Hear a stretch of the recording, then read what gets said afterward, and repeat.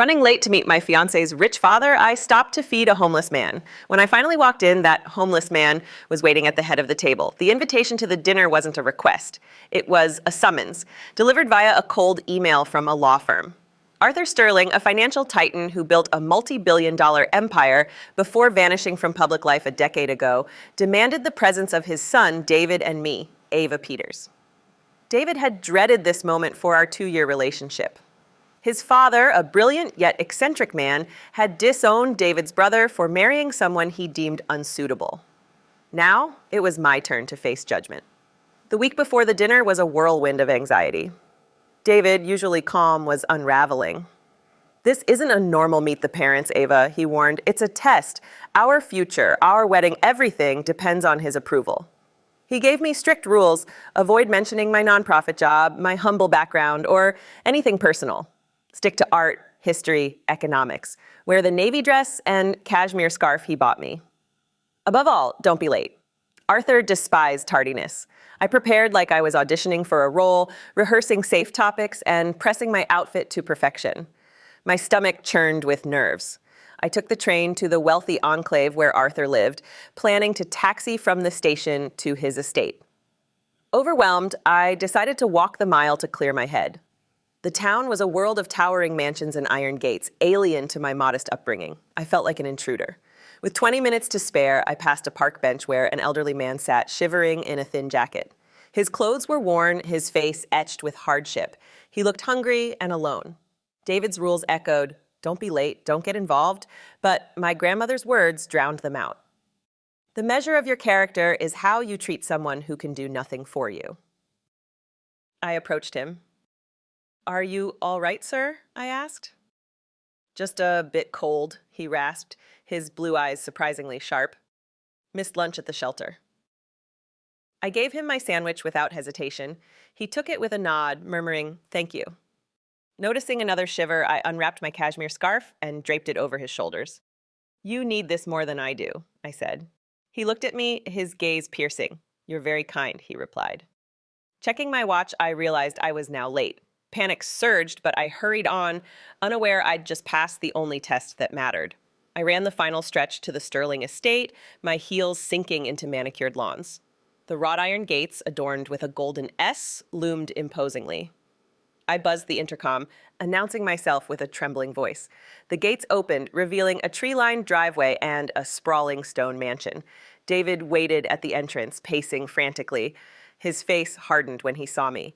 "Ava, you're 17 minutes late," he hissed. "You know how he feels about tardiness. This is a disaster."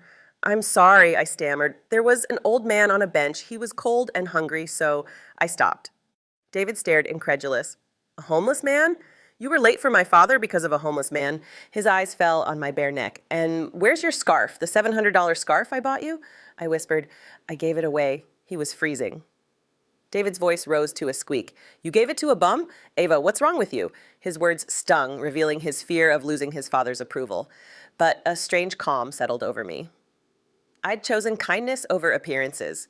If that made me unsuitable for the Sterlings, so be it. The butler led us through a grand foyer, past priceless art to towering dining room doors. David whispered frantic instructions, but I barely heard him. The doors opened, revealing a long mahogany table under a crystal chandelier. At its head sat the man from the bench, my scarf draped over his worn jacket. I froze. David's face drained of color, his voice a disbelieving squeak. "Father, what are you wearing?" Arthur Sterling ignored him, his clear blue eyes fixed on me. "Welcome, Ava," he said warmly.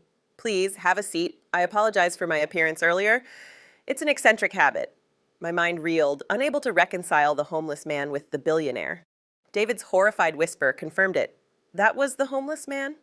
Arthur's gaze turned cold as he addressed David. "You look surprised. You shouldn't be. I value character and kindness above all else." He gestured to the empty chairs. "I've tested countless heirs and CEOs here. They perform, but it's all a show." Turning to me, his eyes softened. But today, this young woman, terrified and late, stopped to help a stranger. She gave me her lunch and scarf, sacrificing her own comfort.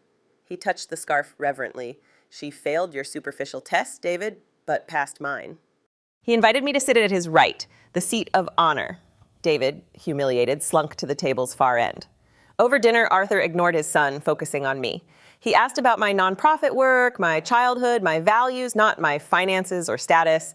He listened intently, his questions sharp yet kind. Returning my scarf, he said, "This is yours. Thank you." The meal was a quiet interview, revealing to David the qualities he'd urged me to hide were what his father valued most. At the evening's end, Arthur addressed David. "You have a remarkable woman. Don't underestimate her again. Your place in my company is secure because of her." The car ride home was silent, David's shame palpable. At our apartment, he broke down, apologizing for his cruelty and obsession with his father's approval. It was a turning point. Our wedding, 3 months later, was a simple affair in my parents' backyard. Arthur attended, wearing my scarf like a badge of honor.